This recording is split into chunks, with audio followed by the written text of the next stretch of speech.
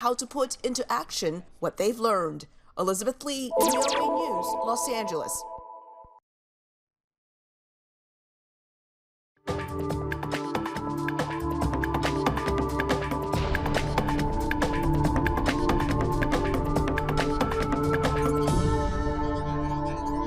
دام باش بخير هاتن برنامج كورد كونكشن جدنجي أمريكا أنها هشتي سبيدا دمي واشنطن كورد كونكشن لبلاتفورمين دنجي أمريكا وساتلايتا NRT تي واشنطن از داخل شمود قال هفكار هيرو زنجنا هي فيا دمن خوش جوارا دكن لە بەرنامەی ئەمڕۆژماندا چەندین بابەتمان بۆ ئامادەکردوون لەوانەدا سەردانە چاوەڕوان کراوەکەی سەرۆک بایدن بۆ ڕۆژهەڵاتی ناوەڕاست، شەڕی سەپێنراوی رووسیا لە ئۆکرانیا، ئازادی ڕادەربڕین لە تورکیا، کێشەکانی نێوان بەغدا و هەرێمی کوردستان لەسەر سامانە سروشتیەکان.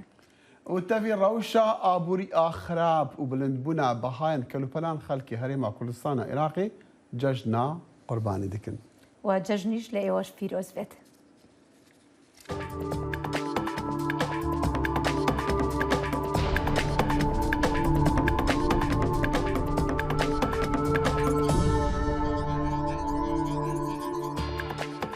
سەرۆکی ئەمریکا جۆ بایدن ڕۆژی شەمە بەرگری لە بڕیارەکەی کرد بۆ سەردانەکەی بۆ عەرەبستانی سعودی و گوتی تاوتوێکردنی بابەتی مافەکانی مرۆڤ لە کارنامەیدا دەبێت لە کاتێکدا باسی لە بەرنامەکەی گەشتەکەی کرد کە ئامانجی ئەوەیە پەیوەندەکانی لەگەڵ شازادەی جێنشێنی سعودیە نوێ بکاتەوە.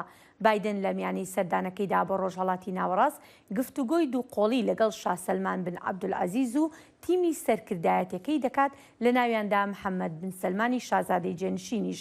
بەپێی زانیاریەکانی دەستگا هەواڵگیریەکانی ئەمریکا پێدەچێت شازادەی جێنشین و سەرکردەی دیفاکتۆی سعودیە دەستی هەبوو بێت لە کوشتنی ڕۆژنامەوانی بەرهەڵستی سیاسی سعودی جەمال خاشقچی کە لە ساڵی 2018 لە نێو باڵێزخانی عەرەبستانی سعودیە لە تورکیا کوژرا. لە شرۆڤەیەکدا کە دەستگاکانی دەنگانێکی ڕۆژی شەمە لە ڕۆژنامەی واشنگتن پۆست بڵاوکرایەوە، بایدن وتی ئامانجی ئەو چاککردنەوەی پەیوەندیەکانە لەگەڵ وڵاتێک کە 80 ساڵە هاوبەشی استراتیژی ئەمریکایە.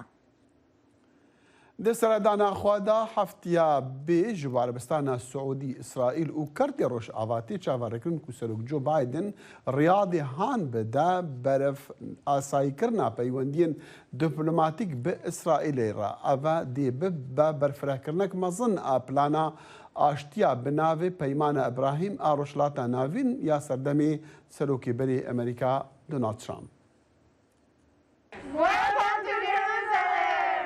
لە پێشبڕکێی جوانکاری لە ئیسرائیل بۆ کۆبوونەوەی سەرکردەکان. وەزیرانی دەرەوەی ئیسرائیل و مەغریب و بەحرین و ئیماراتی یەکگرتووی عەرەبی و میسر پێکەوە شان بەشانی یەکتری لە ئیسرائیل وەستان. تەنها چەند ساڵێک لەمەوبەر ئەم جۆرە کۆبوونەوانە لە خەیاڵیشدا مەحاڵ بوو. لە ناوچەکەدا دوای ڕێکەوتنی ئەبراهامی ساڵی 2020 سەرۆک ترامپ پەیوەندیە دیبلۆماسیەکانی ئاسایی کردەوە. پەیوەندیەکی قوڵتر لە ناوچەکە هەیە لە نێوان ئیسرائیل و بەحرێن و ئیماراتی یەکگرتووی عەرەبی و مەغریب و سوودان وەک گرنگترین سەرکەوتنی سەرۆک ترامپ سەیر دەکرێت لە سیاسەتی دەرەوەیدا. دوای 10 ساڵ لە دووبەرێکی و ململانەیە ڕۆژهەڵاتێکی ناوەڕاستی نوێ ڕادەگەێنین. پێش ڕێکەوتنەکان تێڕوانینێکی ناوچەی 10 ساڵە هەبوو کە ئاشتی عەرەبی و ئیسرائیلی بەبێ دروستبوونی دەوڵەتێکی فەلەستینی ناتوانرێت بەدی بێت. بەڵام ترسی ناوچەکە لە پتەوبوونی پێگەی ئێران یارمەتیدەر بوو بۆ گۆڕینی ئەو تێڕوانینە. بایدن کاتێک چاوی بە مەحموود عەباس سەرۆکی فەلەستین دەکەوێت پشتیوانی خۆی بۆ چارەسەری دوو دەوڵەت دەربڕی لە هەمان کادا ئیدارەکەی بەهێمنی پاڵ بە فراوانکردنی ڕێکەوتنەکەەوە دەنێت. ئێمە ئەوەمان بۆ ناوچەکە پێ باشە بۆ بەرژەوەندی ئاسایشی هەموو لایەنە پەیوەندیدارەکانی ناوچەکە بە ئەمریکاشەوە. دۆسیەی فەلەستین لای شاه سەلمان شای سعودیە گرنگ بوو، بەڵام کوڕەکەی محەممەد بن سەلمان شازادەی جێنشین بۆ چونێکی جیاوازی هەیە. شازادەی جێنشینی سعودیە لە بەهاردا ڕاگەیاند کە بەڕاستی ئیسرائیل ئەگەرێکە بۆ هاوپەیمانی دەبێت ئاساییکردنەوە ڕوو بدات. دوای گەشتەکەی ترامپ لە ساڵی 2017 بە فڕۆکە لە ڕیاضەوە بۆ تەلئەبیب، سعودیە ڕێگە دەدا کە بایدن ڕاستەوخۆ لە تەلئەبیبەوە بڕوا بۆ جەددا. یەکەم جار بوو بۆ سەرۆکی ئەمریکا، ئەوەش نیشانێکی دیکەی گەرمبوونەوەی پەیوەندە دووقۆڵیەکانە. تەنانەت ئەگەر ئاسایی بوونەوەی نێوان ئیسرائیل و سعودیەش نزیک نەبێت. لەسەر ئەستێکی باڵا پەیوەندیەکان بەرەوکرانەوە دەچن. پێم وایە بە شێوەیەک ئەوە ئامادەکردنی خەڵکی سعودیەیە بۆ ئەو بیرۆکەیە کە ئیسرائیل لە ناوچەکە کارکتەرێکی خراپ نییە. چاودێران چاودێری دەکەن کە ئایا ڕیاس ڕێگە بەگەشتی فڕۆکەوانی ڕاستەوخۆ دەدا لە تەل ئەبیبەوە بۆ ڕیاس بۆ زیارەتی حاج بەلە بەرچاوگرنی کاریگەری شانشین لە جیهانی مسلماناندا دانپێدانانی سعودیەش بۆ ئیسرائیل کاریگەری بەرچاویە بێت تەنانەت لە شوێنەکانی دووری وەکو ئەندەنووسیا کە گەورەترین موسڵمانی جیهان لەوەیە کە ئەوان هاوسۆزن و پەیوەندیەکی باشیان لەگەڵ فەلەستینیەکاندا هەیە. یحیا بەرزنجی دەنگی ئەمریکا بۆ راپۆرتی پارسی ویداک و سوارە لە کۆشکی سپیەوە.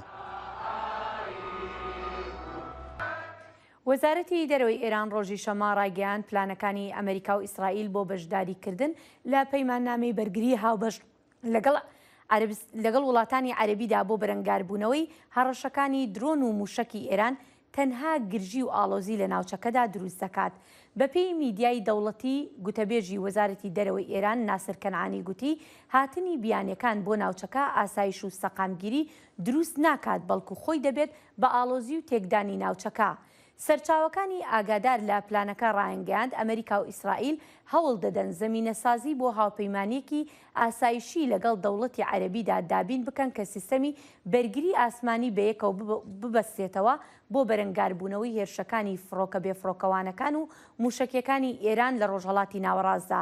بەر لە سەردانەکەی هەفتەی داهاتووی سەرۆک جۆ بایدن بۆ ڕۆژهەڵاتی ناوەڕاست گوتەبێژی کۆشکی سپی جۆن کێربی ڕۆژی پێنجشەمە گوتی کاربەدەستانی ئەمریکا تاوتوی ڕێگاکان دەکەن بۆ یەکخستنی توانەکانی بەرگری ئاسمانی لەگەڵ سەرکردەکانی ناوچەکەدا بەرامبەر بە هەڕەشەکانی ئێران.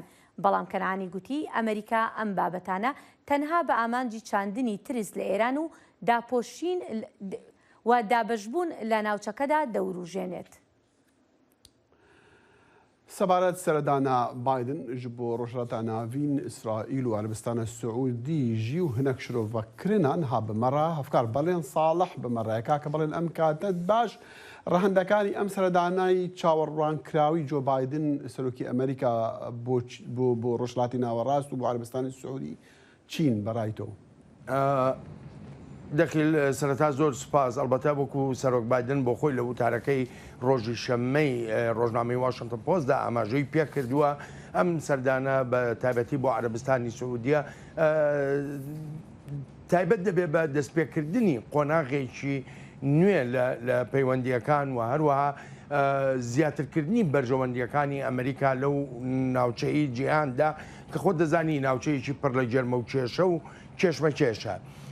بێلەوە سەرۆک بایدن یەکێ لە خاڵە گرنگەکانی تر کە ئاماژەی پێکردووە لە سەردانەکەیدا ئەوەیە هەوڵێکی ڕژد و هەوڵێکی بەردەوام بدا تا یەکگرتووی لەناو ئەم وڵاتانی ڕۆژهەڵاتی ناوەڕاستدا دروست بکە چووکە وەکو لە وتارەکەشدا ئاماژەی پێکردووە دەڵێ یەکگرتووی یا هەڵوێستی لەناو ئەو وڵاتانی ئەو ناوچەیەدا گرنگجێکی تایبەتی دەبێت بۆ بەرژەوەندی ئەمریکا بە پێچەوانەشەوە ئەگەر بێت و ئەو هەموو ناکۆچێ لەو ناوچەی جیهاندا بەردەوام بێ ئەوە بێگومان کاریگەری نەرێنی دەبێت و بە دووری نازانێت تەنانەت شەڕیش ڕوو بدا و ئەو شەڕانە ئەگەر ڕۆژ بدەن هەڵبەتە بە زیانی بەرژەوەندی ئەمریکا و هاوپەیمانەکانی ئەمریکاش دەکەوێتەوە. باڵێن لە وتارەکەیدا کە بینیمان سەرۆک بایدن کە بە ناوشانی بۆچی سەردانی عەرەبستانی سعودی دەکەم باسیش لە ئاڵنگاریەکانی کردووە کە لە بەردەم ڕۆژهەڵاتی ناوەڕاستدان زیاتر لەسەر ئەوە چی وتووە؟ ئەوە بەشێکی یانیەتوانم بڵم کرۆکی وتارەکەی سەرۆک بایدن بوو ئەلبەتە لەو ئاڵنگاریانی کە ڕوبەڕووی ڕۆژهەڵاتی ناوەڕاست دەبنەوە لەسەر و هەمیانەوە کە ئاماژەی پێدەکا کۆماری ئیسلامی ئێران بەرنامە ناوچیەکەی پشتیوانیەکانی ئێران بۆ هێزە میلیشیاییەکان لە ناوچەکەدا وەکو حزبەڵای لوبنان وەکو حەماسی فەلەستینیەکان و هەروەها میلیشیاکان لە عێراقدا بێ لەوەش یەکێ لە خاڵەکانی تر کە ئاماژەی پێدەکا وەکو ئاڵنگاریەکی گەورە لە ناوچەکەدا ئەو بەرەنجامە نەرێنیانەیە کە لە ئاکامی شەڕی ئۆکراینە هاتوۆتە ئاراوە بە تایبەتیش ئەو قەیرانی ئاسایشی خۆراکە کە دروست دەبێت. خاڵێکی تر کە ئاماژەی پێدەکا بنبستی سیاسیە لە وڵاتەکانی وەکو عێراق، لوبناان، هەروەها لیبیادا بێجگە لەوانەش بە شەڕی ناوخۆی سووریا یەکێکە لەو ئاڵنگاریە گەورانە وەکو سەرۆک بایدن بۆ خۆی دەڵێ هەوڵێکی زۆرەدا لە توێژەکاندا باز لە گرنگجی چارەسەرکردنی ئەم ئاڵنگاریانە بکە کە بۆ ئایندەی ڕۆژەڵات گرنگیان دەبێت. باشە کاردانەوەکان لە ناوچەکەدا چۆنن لەسەر ئەم سەردانەی بایدن؟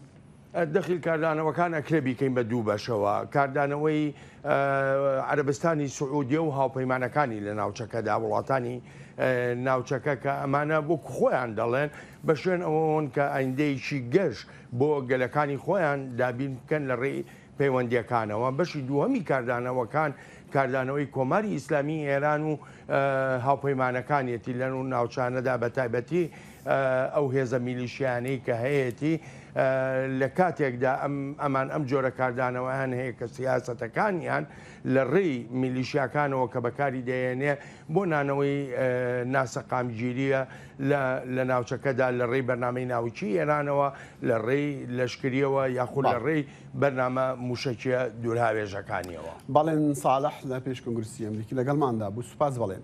سوپاس بۆ تۆ.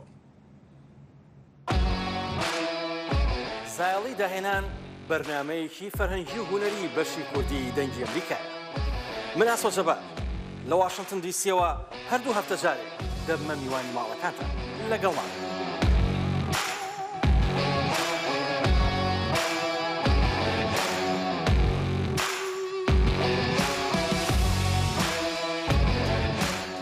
ئیرۆ یەکشەمێ لە بانکۆکی وەزیری دەرێ ئەمریکان تۆنی بلینکن بەکاربەدەستین تایلەندێ ڕەجڤە لە دەمەکی ڕێڤەبەریا سەرۆک جۆ بایدن هەوڵ دەدا پابەندبوونا خۆیان بە باشووری ڕۆژهەڵاتە ئاسیاڕە لە هەمبەر بزاڤا بێداویە بەرفرەکردنە باندۆرا چینێ لە هەرێمی نیشان بدا. بلینکن بە ڕایەدارین پایە بلند و چالاکوانین دموکرات خوازین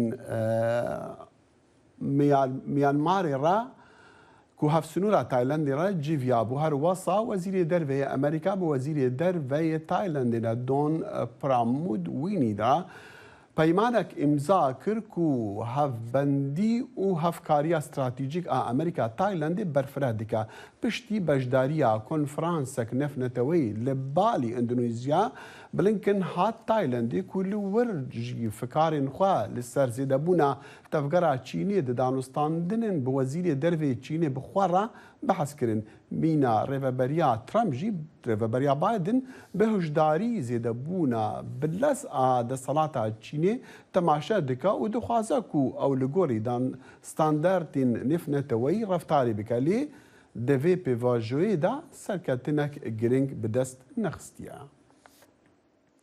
سەرۆکی ئۆکرانیا ڤلۆدیمیر زێلێنسکی لە وتارەکەی ڕۆژی شەمەیدا سوپاسی ئەمریکایەکانی کرد بۆ پەسەندکردنی بڕی 400 میلیۆن دۆلار هاوکاری بۆ ئۆکرانیا.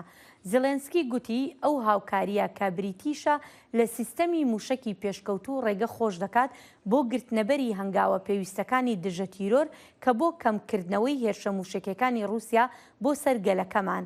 ئەو هەروەها باسی لە گۆڕانکاری ژمارەیەک باڵێزی ئۆکرانیا کرد و گوتی ئەمە ئاڵوگۆڕێکی ئاساییە و بەشێکی ئاسایی کاری دیپلۆماسیە.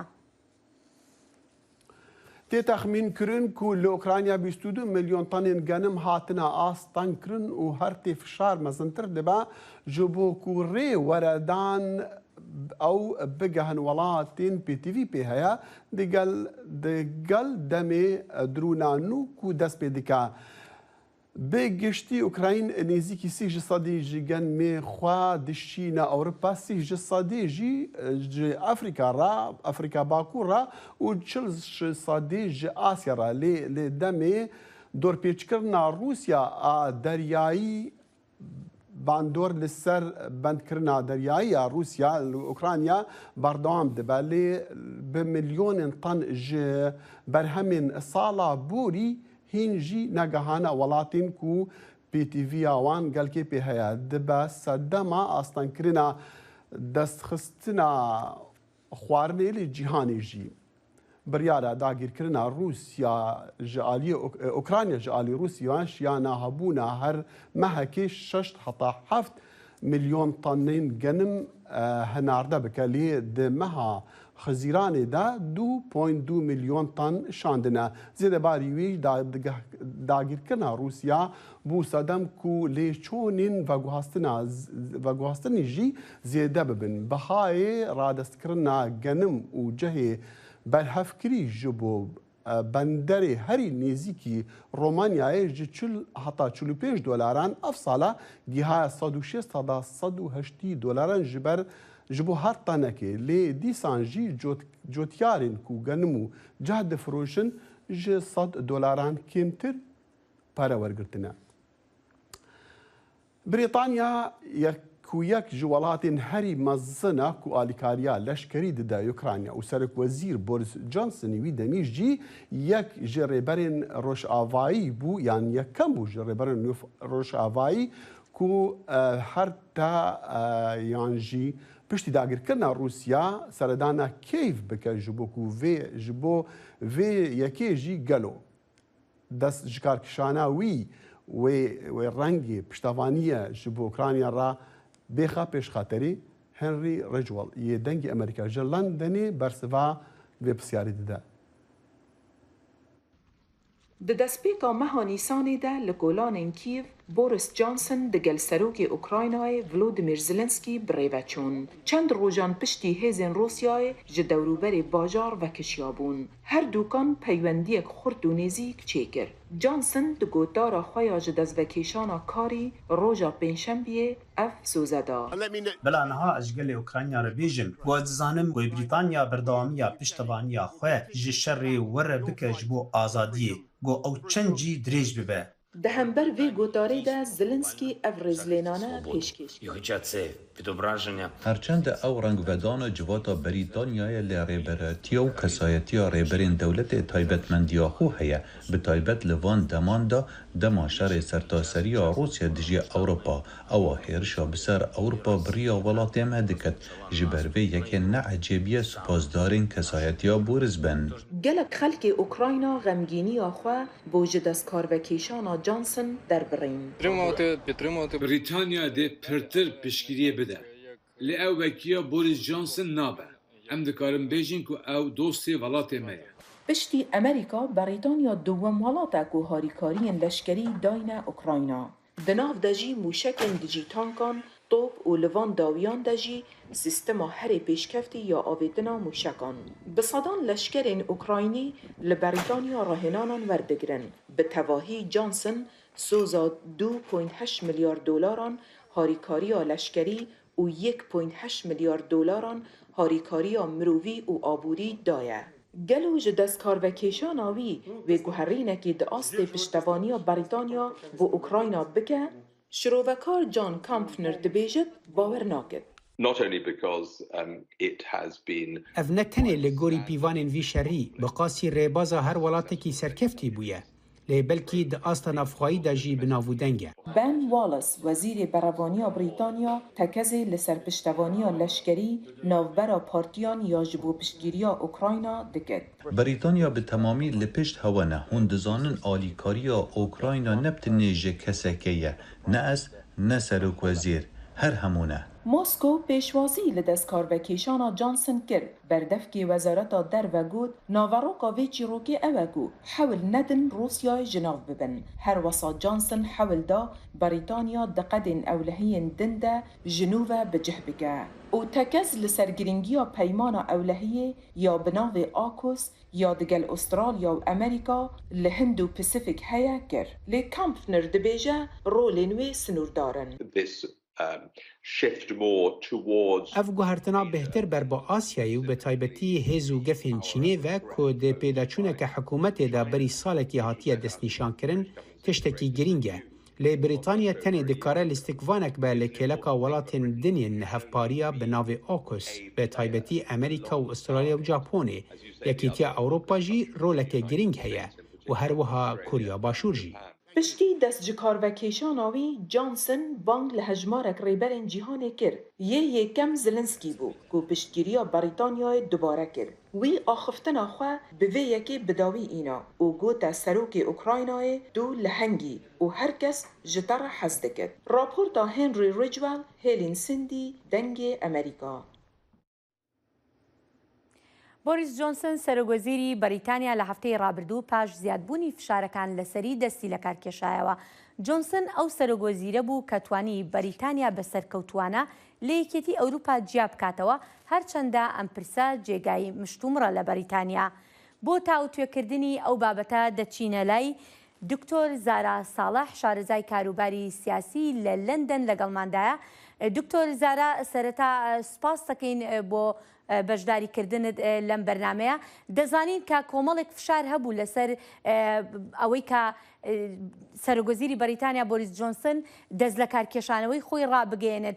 بەڵام دەمەوێت بزانم چی بوو کە گەورەترین فشار بوو لەسەر ئەو سەرۆگۆزیرە کەوا بکات دەست لە کارکێشانەوەکەی ڕابگەێنێت. بەڵێ سپاس بۆتە بۆ هەموو کارمەندێن دەنگی ئەمریکا. بێگومان ینی بۆریس جۆنسۆن گاوا دەست لە کارکشاند فشارەکە ینی ناوگەل هەبوو یەک بەری گۆ فشارە ئەندامن پارتیا کۆنسەرڤەتیڤ هەوا هەواڵبەندێن بۆریس جۆنسۆن هەندروێ پەرلەمانداش بەر gelek cara ev hewildan çêbûn got yanî fişar lê bêdan lê ev cara yani heftiyara birdû da ev wezîrên sereka ê got di hikûmeta Boris Johnson wana dest dev jî kar berdan yek ji wana weke Rishi Sunak yani wezîrê Sajid Javid gelek wezîrên giring hikûmeta wî de ji ber got جارا نمابوو ینی هژمارک ها 55 کەسێن تا وەزیر و کارمەندین حکوومەتاوی ئەوی چاخی جارە نمایەدی دەست کار بەرداش بەر بڕاستی بریتانیا درەوشەکە ئێکۆنۆمی و گەلێکی زۆر دەیە ینی تایبەت پێدەڤین ژیانیش بلی سیاسەتە دەربەژی.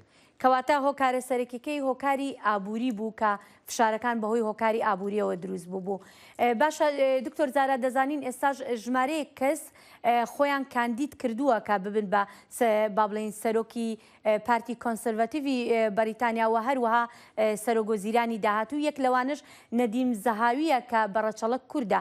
دەمەوێت بزانم تا چەندێک با بڵێن شیانی ئەوە هەیە چانسی هەیە کە بێت بە سەرۆگۆزیری بەریتانیا.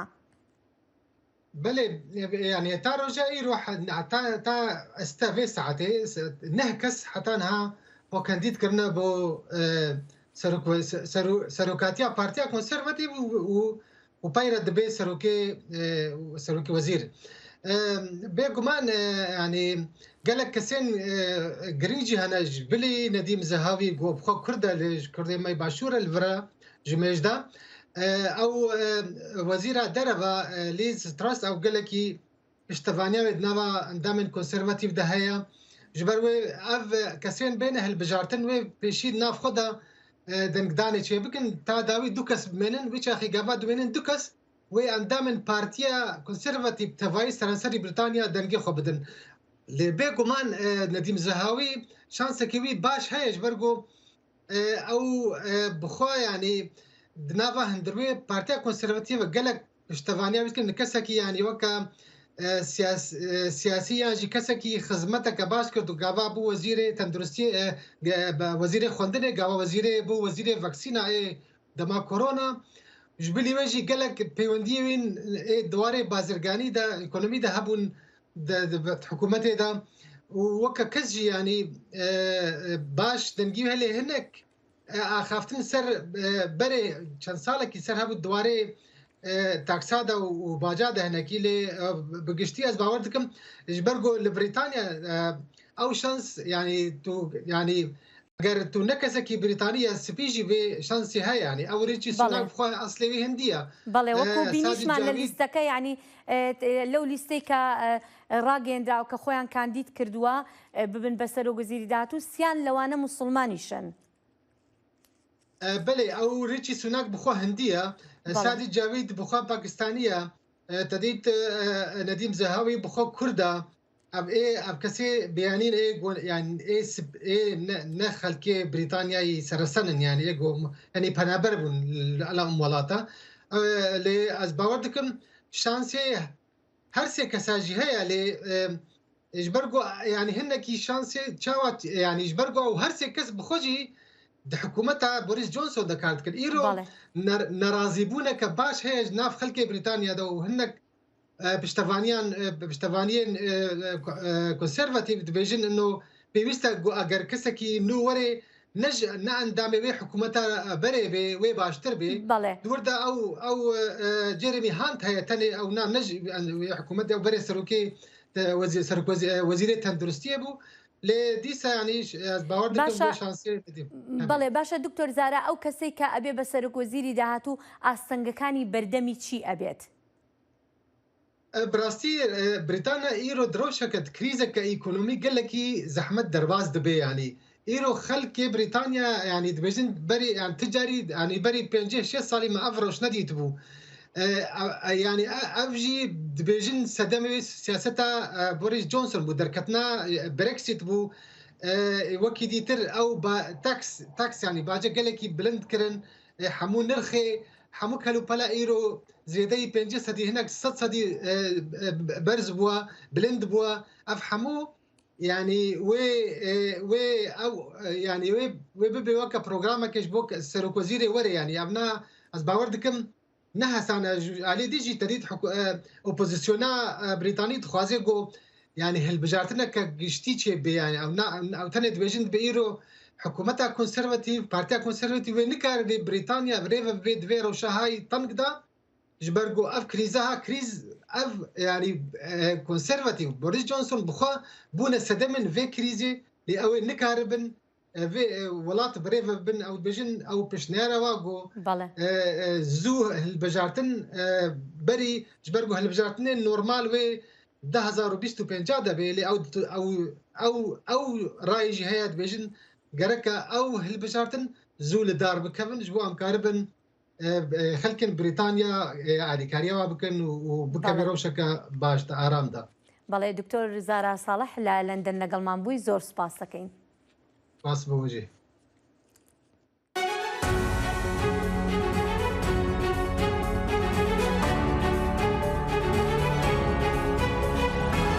چاوی واشنگتن بەرنامەیەکی هەفتانەیە لە بەشی کوردی دەنگی ئەمریکاوە ئامادە و پێشکەش دەکرێت. من بەڵێن ساڵح هەموو ڕۆژانێکی هەینی لەگەڵ پسپۆڕاندا تاوتوێی گەرموگورترین بابەتی ڕۆژ دەکەین لە پەیوەندی بە سیاسەتی دەرەوەیی ئەمریکاوە.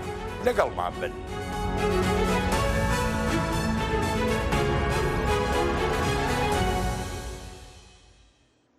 گومانی سەرۆکی تورکیا ڕەجەب تەییب ئەردۆغان لە ئەمریکا و ڕۆژاوا شتێکی ڕاستەقینەیە و هەندێک لە شارەزایان لەو بڕوایەدان بەشێکی ئەمەش بۆتە هۆی تێکچوونی پەیوەندیەکانی ئەمریکا و تورکیا. ئەردۆغان پێی باشە پەیوەندیەکی مامەڵەی لەگەڵ ئەمریکادا هەبێت، بەڵام بەڕێوەبەرایەتی بایدن دەیەوێت پەیوەندیەکی ئاسایی لەسەر بنەمای بەهاکان و دامەزراوەکان هەبێت. هۆکاری گۆڕانکاری لە پەیوەندیەکانی واشنگتن و ئانکەرا بابەتی ئەم راپۆرتەیە. گەلک باوەڕ دەکەن ڕەخنەیە سەرۆکی ئەمریکی جۆ بایدن دەماکو ئەو کاندیدی هەڵبژارتنین سەرۆکاتی بوو لە هاوینە 2020 لە سەرۆکی تورکیا ڕەجەب تەیب ئەردۆغان و ئەو وەک ئۆتۆکرات دایناسکردن سەردەمێ ساربوونا پەیوەندیên واشنگتن و ئەنکەرێنە. لێبەرۆڤاژی شارەزایان ji بۆ دەنگی ئەمریکا لە سەرڤێ مژارێ ئاخفتین باوەڕ دەکەن کە ساتیە ئەردۆغان سەداما سەرەکیە. There was a moment where Erdogan felt ئەو دەمەک بوو کۆ ئەردۆغان پر ji xwe razî bû û bawer dikir ku ne tenê bi Amerîka re lê tevaya herêmê re jî dikare ji her tiştî derbas be. نویسکار و لێکۆلەری ئەمریکی هەنری بارکی دەبێژە ئەو ji xwe razîbûne gihiştradەیە ku ئەردۆغان باwer bike Tirkiya welatekî hind giring e dikare her tiştê dixwaze bike. Ev ca kirîna mûşekên S-400 yên Rûsî ket ser pirsên weka bikarînana penaberan û kiryarên çekdariyên Tirkiya di erdê Sûriya de. Ku zû dê Serok Erdogan û rayedarên partiya wî rexneyê li siyasetên Amerîka digirin di vê mijarê de. Li demê seredana Albanya li hevdeyî rêbendana ev sal wî gota rojnamevanan ka çendê ئەو نەڕازیە ji حکومەتên ئەمریکی ji demê Serok Obama were û di tevaya civîna da digel serokên Emerîkî û ya dawî digel Serok Biden wî xwestiye êdî Amerîka piştgiriya rêxistinên terorîstî di Sûriya de neka. Me bes dawî Kurdên Sûriya ne û piştevaniya wan ji aliyê hêzên Emerîkî ve di şerê wan de li dijî Komela Dewleta İslamî Daeş. Erdogan dibêje Emerîkiyan Kurd xeterin li ser ewlehiya niştimaniya welatê wî. Lê hinek şareza duê bawerê dane ku sedemê serekayê sarbûna têkeliyên Washington û Enkerê kesayetî û reftarê Erdogan e. First of all, Erdogan has a big suspicions. Yekem Erdogan gumana mezin li hember Rojava heye û ew jî bi rastî ji nêrîna wî ya hember cîhanê hatiye. Her tim li hember Rojava û niyeta wan bi guman e. Erdogan cîhana Rojava suçdar dike çünkü rê nede Müslümanan bi gotina wî hikûmetên xwe, welatên xwe birêve bibe. Demekî piştî hilbijartinên 2002 li Tirkiya ku AK Parti û Erdogan înan serdesalatê, Amerîka berî tevaya cîhana Rojava wesa dît ku AK Parti dê bibe nimûneya tevgerên nerimrê li cîhana İslamî û dê bibin sedemê qelizbûna komelên radîkal. Lê Erdogan armancek mezintir hebû. Wî xwest Tirkiya rêberatiya cîhana Musulmanan bike bi avakirina hêza çekdarî. Pirsgirêkên ku em îro bi Tirkiye re rastî wan dibin hinek tiştên aşkere ne. Mîna ku em dikarin bêjin ez ê di rûyê te de karê ne bi heza te bikim. Mîna biryara Tirkiya kirîna mûşekên S-400 ew şokeke rastî bû. Vêna baweriyek wesa li cemşarezayan peyda kiriye ku Erdogan bi zanebûn yariya ragirtina hevsengiya hêzan dileyîza ji bo cihê xwe û yê Tirkiya di jeopolîtika cîhanê de firehtir bike. Turkey has been playing this balancing act between NATO. Türkiye ve yariya hevsengî di navbera NATO û bi taybetî Amerîka ji aliyekî û Rusya ji aliyê din de dilîze û hewl dide tekiriyên baş bi Amerîka re bihêle li heman demê ku dixwaze bi Rusya re peyvendiyan germtir bike û bi germî bidomîne tevî nakokiyan û cudahiya berjewendiyên bi NATO û Amerîka re. Dr. Barkî dibêje divegerandina peywendiyên saxlem de nihagok diyarîgeha Enkerê de ye. Lê pisyara giring ew e gelo Emerîkî û hevbendên Tirkiya di NATO da bi zelalî û rast û rast dibêjin Tirkiya êdî ew van renge reftarên wê pesend nakin? Ev pirsiyareke gelekî baş e û evên wek me ku li derveyê hikûmeta Amerîkayê ne em bi berdewamî heman pirsiyarê ji berpirsên hikûmetê dikin.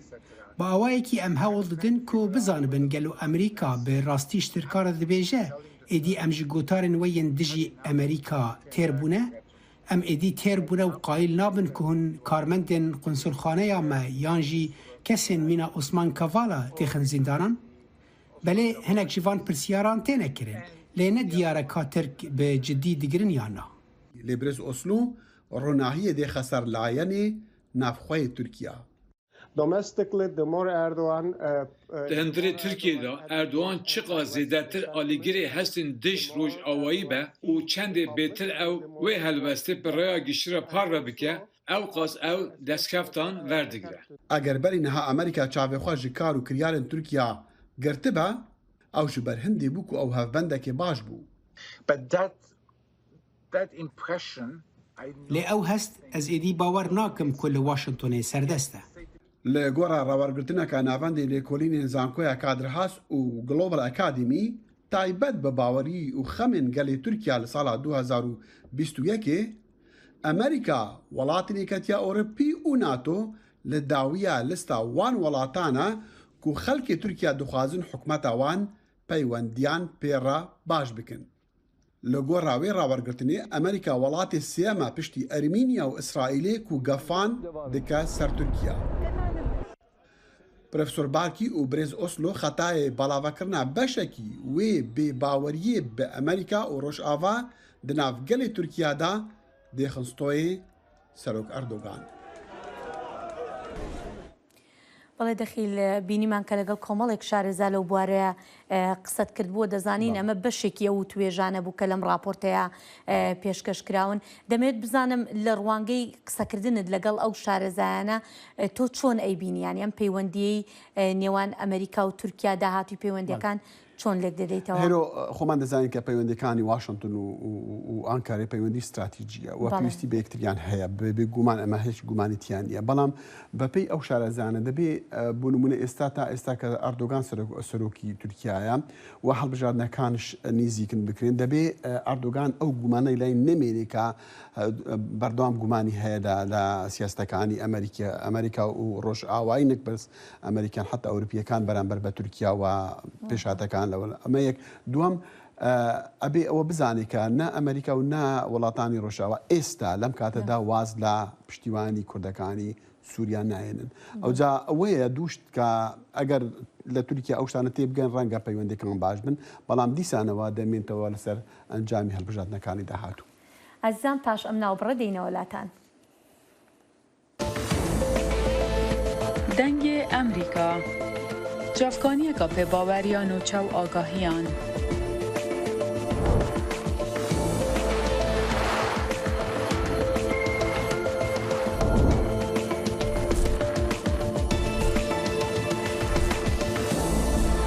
برای مالپەر و پلاتفۆرمên میدیا civakîya dengê Amerîka bala xwe bidin pêzanîn û nûçeyên cîhanê.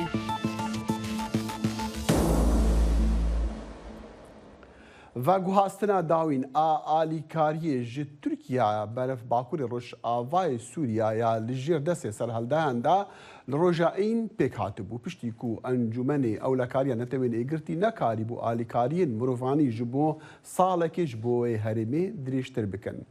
Hemû endamên encûmen alîgirên درێژکردنا ساڵێکی یاگەهاندنا ئالیکاریان بوون ji bo Sûriya lê Rûsya ew nivîsa biryarê vîto kir û daxwaza nûkirina 6 mehan kir û got jî ji bo 6 mehên bên biryarek nû jêra pêwîst e.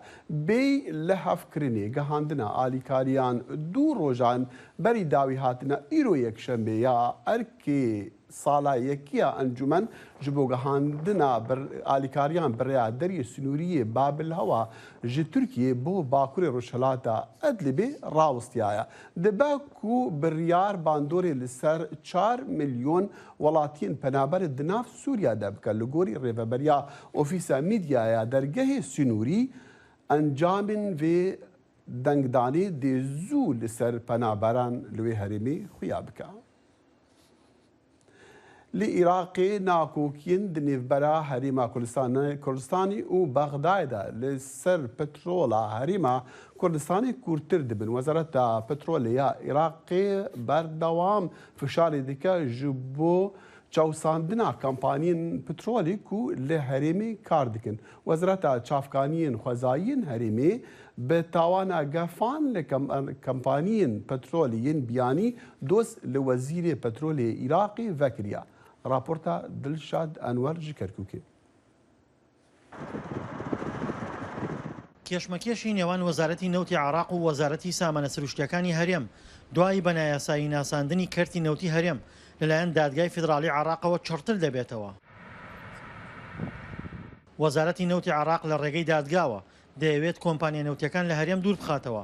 وەزارەتی سامانە سروشتیەکانی هەرێمیش سکاڵای لەسەر وەزیری نەوتی عێراق تۆمار کردووە بە تۆمەتی هەڕەشەکردن لە کۆمپانیەکان. ئەم کۆمپانیانە هیچ پرۆژە و ئەسێتێکی وایان نییە لە ناوەڕاست و باشووری عێراق.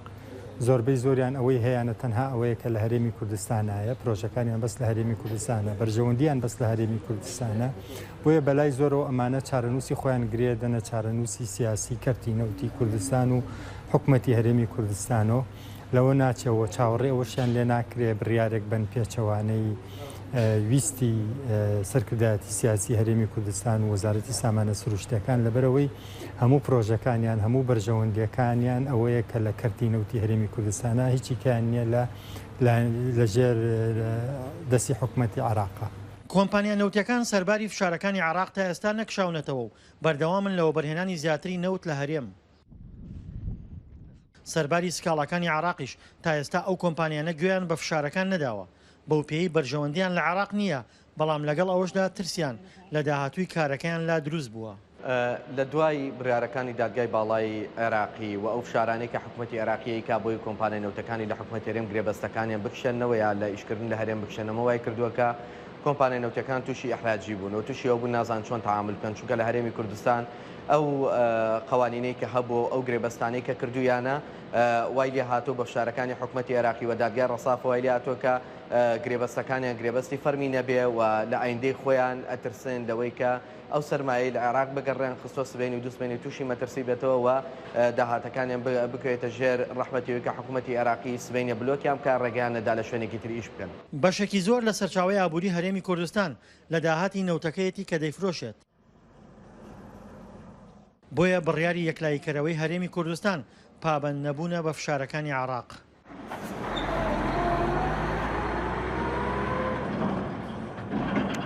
تا ئێستا دیار نییە نەتیجەکەی چۆنە بێ، بەڵام دەستی پێکردووە ململانیەکە و ماوە تۆ ئایا تا چەند کۆمپانیا نەوتەکان خۆیان ڕاگرن لە بەردەم ئەم فشارە یاسایی و سیاسیانە لە نەتیجە ئاکی دەمە زیانی زۆر گەورەیە بێ بۆ کەرتی نەوتی هەرێمی کوردستان و تا ئەمڕۆ هیچ تەسیرێکی وای نەکردووە، بەڵام ئەکی لە ئایندا تەسیریە بێ وا کات ریسک و خطورە لە کەرتی نەوتی هەرێمی کوردستانە زیاتر بووە و تێچووی بەرهەمێنان زیاترە بێت لە نەتیجەی ئەمە بە ئام شتێکی باش نییە بۆ ئابووری عێراق و کوردستان و کەرتی نەوتی کوردستان بە تایبەتی. کێشمەکێشی نێوان عێراق و هەرێم لەسەر نەوت لە ململانی سیاسی و ئابووریەوە سەری کێشاوە بۆ کێشمەکێشی یاسایی و سکاڵا لەسەر یەک تۆمارکردن، بەڵام هێشتا ئایندەی ململانیەکان ناڕوونە و دیار نییە هەنگاوەکانی داهاتووی عێراق بەرامبەر نەوتی هەرێم چۆن دەبێت.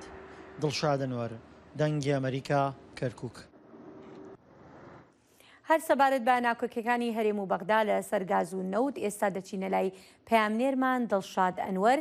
دڵشاد، دەبینین فشارەکانی بەغدا هەتا دێت زیاتر دەکەن، ئایا هەر لێرەدا دەمێنێتەوە یان پەرە دەسەنێت بۆ شتی تر؟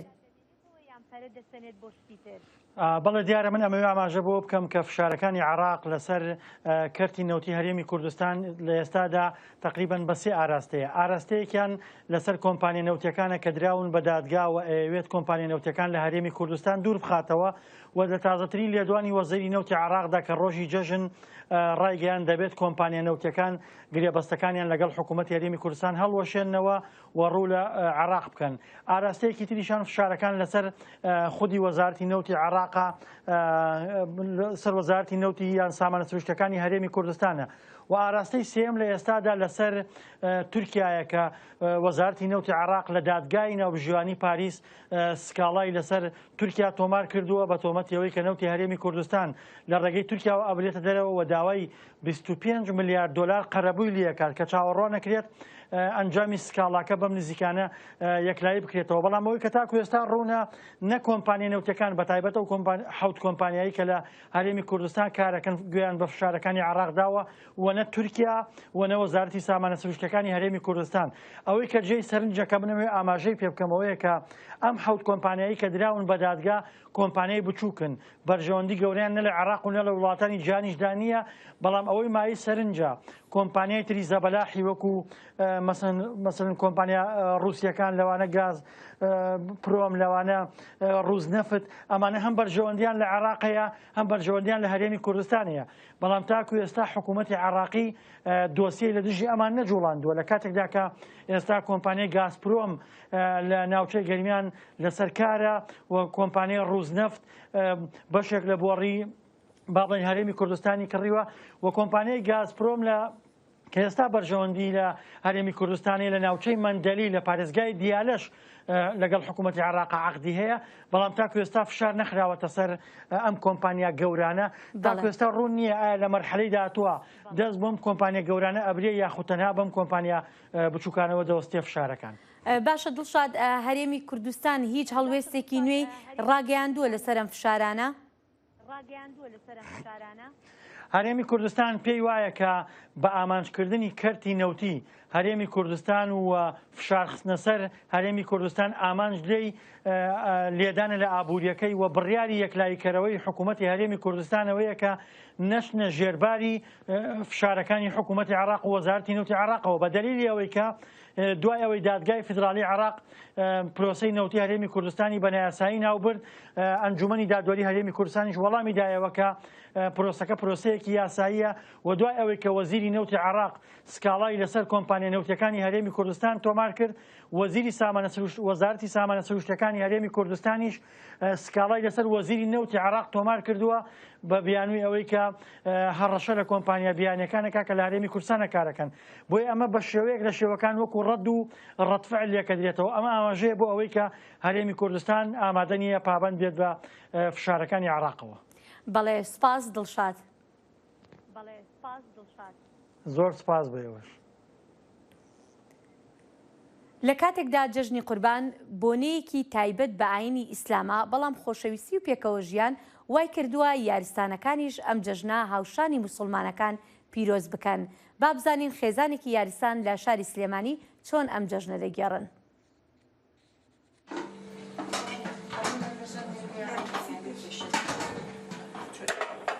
نانی جەژن ئامادە دەکەن.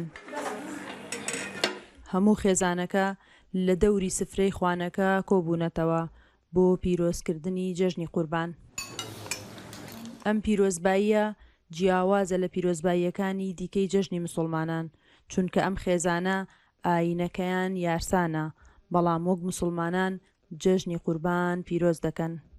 هەموو ساڵی ڕەمەزان قوربان هەموو ساڵی سعات 4 تا 5 جەڵەسم چێشتونا حەزرێکەم و تا خێزان کۆن و ئیتر هەر لە بەیانی و هەڵسای نان و چێشتن سفرە حەزرەکەین دوای نان و چایی سەردانی دەر و دراوسێمانەکەین هی ئەوانی یەمەیەکەن ئیتر هەموو کاتی هەروەیەک و هەچین و تین و بۆ خۆمان هەرنی هیچ کێشەمانی. ئەوان بۆ چوونیان وایە کە جەژنی قوربان بەلای بەشێکی ئاینەکانی دیکەشەوە پیرۆزە چونکە گزارش لە قوربانیدان دەکات و یارسانەکانیش هەمیشە قوربانی دەکەن. قوربان تاکە جارێک نییە لە ساڵێکە بەڵکو ئێمە ساڵانە 12 جار ئێمە قوربانی ئەەکەین. ئەم پەیوەندیە کۆمەڵایەتیە ڕێگێکی فراوان ڕێگێکی پێکەوە ژیانی وای دروست کردووە یعنی ئێمە هەتا ئەگەر خۆمان نەڵێن کاکەین کەس نازانێ کاکەین تا نەڵێن یارسانی کەس نازانێ یارسانی لەبەرە پەیوەندیمان زۆر بە قووەتەوە ئێستا مەسەرەن برادران لەوانەیە تۆزێکیکەیەن هەموو یەکە گرین بە یەکەوە ئەچین سەردانی ماڵەکانی ئەم دەرو دراوسێەوە و ئینانەکەین بۆ نمونە ئەگەری چێک نۆژەش نییە بێ ڕووین سەردانیانەکەین.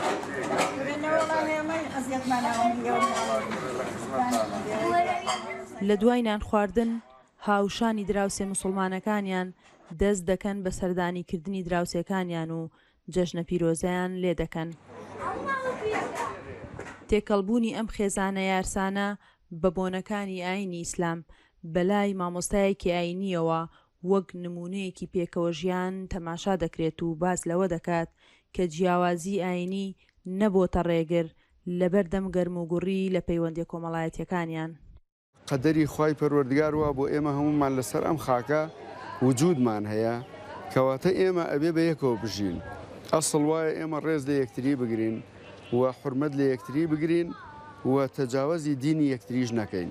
ئێمە برایەکین و غەیری برایەتیش لە بینمانان نییە و جەژنانیش هەمومان بەیەکەوە ئەگەڕێن لەوانەیە بڵێم لە پێش هەموو یاکاکسیروان لە ئێمە چالاکتر و ئازاترە لەم بوارە و ئەلحەمدوللا ینی هەمومان هەست بە خۆشی یەکتری ئەەکەین. جەژنی قوربان یەکێکە لە جەژنەکانی ئاینی ئیسلام. لەم جەژنەدا موسڵمانەکان وێ ڕایداواکردنی بەخشندەیی لە یەکتر قوربانیش دەکەن و بەنەریتێکی کۆنی گیانی بەخشین لە یەک دەدرێتەوە. هەر بۆیە ئاینەکانی دیکەش ئەم جەژنە لەگەڵ موسڵماناندا پیرۆز دەکەن. سنوور کەریم، دەنگی ئەمریکا، سلێمانی.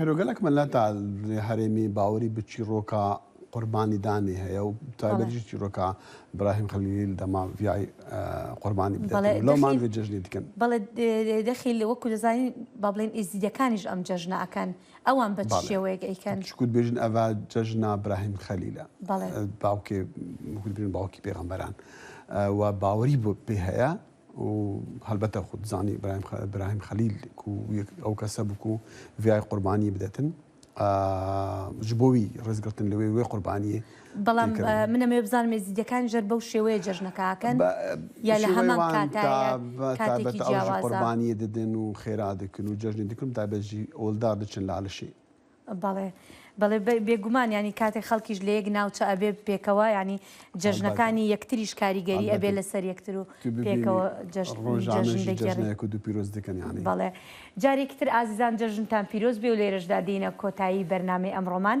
تا کاتێکی تر هەر شاد و بەختەوەر بن بەدوعا